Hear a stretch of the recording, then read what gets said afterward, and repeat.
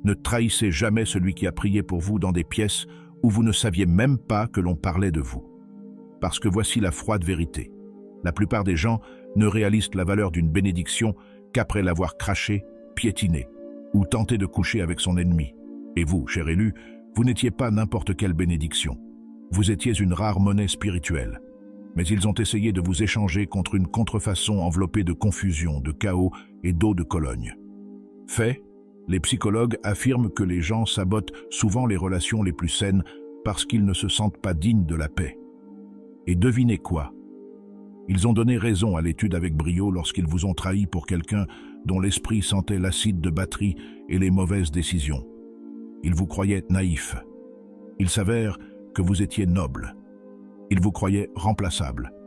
Il s'avère qu'ils n'étaient que des chasseurs de bonnes affaires spirituellement aveugles, délaissant un diamant pour une distraction spirituelle de magasin à $1. Mais maintenant, le karma est karmique. Le regret est virulent. Et leur nouvelle situation, eh bien, disons simplement que vous ne pouvez pas transformer un cirque en sanctuaire. Peu importe vos efforts, alors asseyez-vous. Parce qu'aujourd'hui, nous allons explorer 3 raisons brutalement honnêtes pour lesquelles ils sont hantés par ce qu'ils ont fait. Pourquoi vous trahir fut la pire décision de leur vie, et pourquoi votre absence prêche des sermons dans leur âme plus forts que votre présence ne l'a jamais fait. Entrons dans le vif du sujet. 1. Ils ont choisi le drame plutôt que la divinité, et maintenant, ils s'y noient. Ils ont choisi le drame plutôt que la divinité, et maintenant, ils les étouffent lentement chaque jour. Vous avez apporté la paix dans leur vie, non pas celle qui se contente de faire taire les choses, mais celle qui fait que l'âme se sent en sécurité.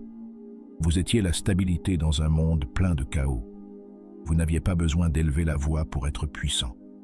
Votre seule présence a calmé des tempêtes dont ils ne réalisaient même pas qu'ils étaient prisonniers.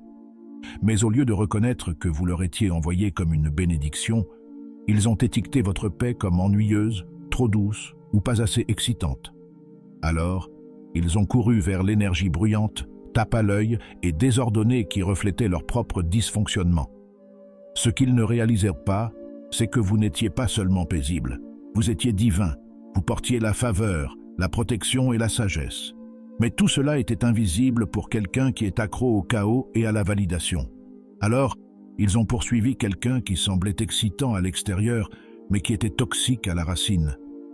Cette personne nasty a peut-être apporté plus de drame, plus de frissons et plus de chaleur sur le moment, mais ce à quoi ils sont confrontés maintenant, c'est les conséquences d'avoir essayé de jouer à la maison avec quelqu'un qui n'avait aucune fondation spirituelle. Maintenant, ils se noient dans le drame qu'ils appelaient autrefois passion. Chaque jour est une montagne russe. 1 minute, c'est du love bombing. La suivante, ce sont des disputes et de la suspicion. La paix que vous avez apportée a disparu. Et peu importe à quel point ils défilent sur les réseaux sociaux, boivent, flirtent ou affichent de faux sourires, elle ne reviendra pas parce que vous étiez le calme après la tempête, et ils ont choisi de courir droit dans le tonnerre.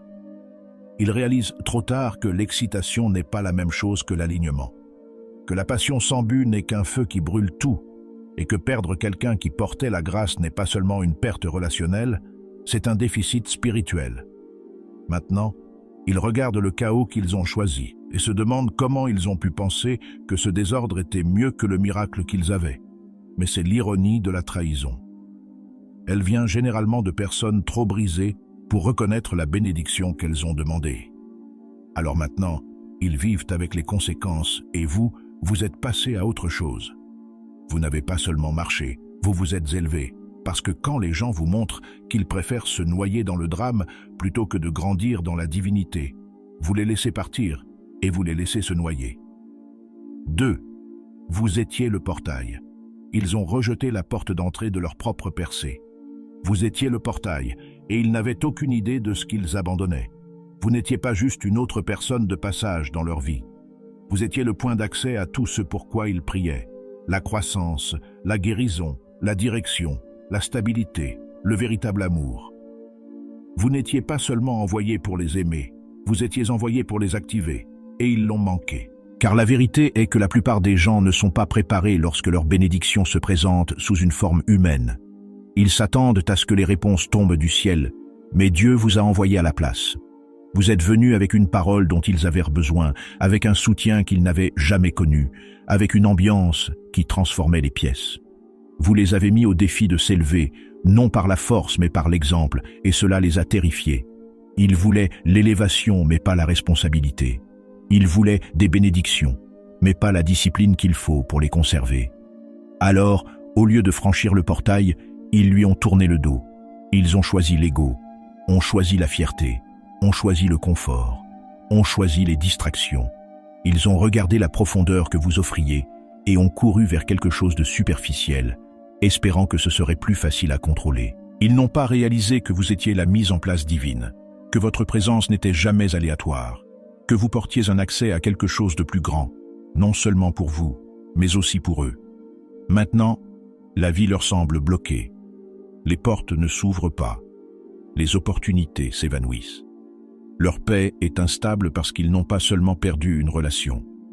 Ils ont perdu leur élan. Ils ont perdu l'alignement divin. En vous trahissant, ils ont trahi leur propre avenir. C'est la partie dont on ne parle pas assez.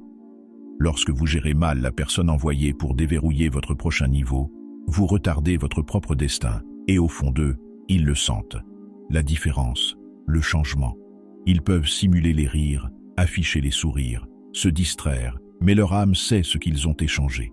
Vous étiez la porte, et ils l'ont claqué par peur, confusion ou égoïsme. Maintenant, ils sont bloqués à tourner autour de la même montagne, se demandant pourquoi plus rien ne semble juste, pourquoi tout semble plus lourd, pourquoi la bénédiction qu'ils pensaient pouvoir remplacer continue de résonner dans leur esprit comme un train manqué qu'ils ne rattraperont jamais. Parce qu'ils ne vous ont pas seulement rejeté, ils ont rejeté l'élévation qui venait avec vous. Et le genre d'accès que vous offriez, cela ne se présente pas 2 fois. 3. Ils ne vous ont pas seulement trahi, ils ont rejeté leur protection. Ils ne vous ont pas seulement trahi, ils ont retiré leur propre couverture. Vous n'étiez pas juste quelqu'un d'agréable à avoir autour, vous étiez un bouclier spirituel. Votre présence apportait une protection, une faveur et une paix qu'ils ne comprenaient même pas. Ils pensaient que la vie se passait bien grâce à leur propre force ou à la chance, mais ce n'était pas le cas. C'était parce que vous vous teniez sur la brèche pour eux. Vous intercédiez, priez à huis clos et empêchiez certaines batailles de les atteindre, alors qu'ils étaient occupés à penser que vous étiez juste trop spirituel ou trop intense. Ils ne réalisaient pas que vous étiez la raison pour laquelle leur chaos n'avait pas encore explosé. Ils se sont sentis à l'aise dans votre grâce. Ils ont confondu la protection divine avec une coïncidence. Et quand ils vous ont trahi, que ce soit par des mensonges, de la tricherie, des commérages ou un manque de respect flagrant, ils n'ont pas seulement brisé votre cœur, ils ont rompu l'accord spirituel qui couvrait leur vie. Vous étiez l'extension de la miséricorde de Dieu marchant à leur côté. Et quand ils vous ont blessé, cette miséricorde s'est retirée. Maintenant, les choses ne semblent plus aussi sûres. Leurs plans se heurtent à des murs, leur paix est instable. Ils commencent à voir tout partir de travers, non pas parce que vous les avez maudits, mais parce que vous n'êtes plus là pour les couvrir. Ce qu'ils n'ont pas compris, c'est que lorsqu'un élu s'en va, quelque chose s'en va avec lui. La protection, l'accès, la faveur divine. Vous n'avez pas seulement apporté le confort, vous avez apporté la couverture.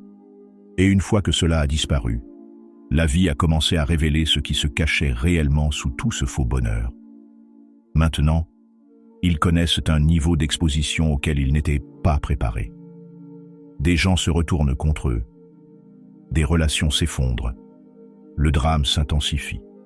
Les mêmes personnes qu'ils croyaient meilleures que vous montrent maintenant leur vraie couleur, et ce n'est pas du karma. C'est la réalité sans vous.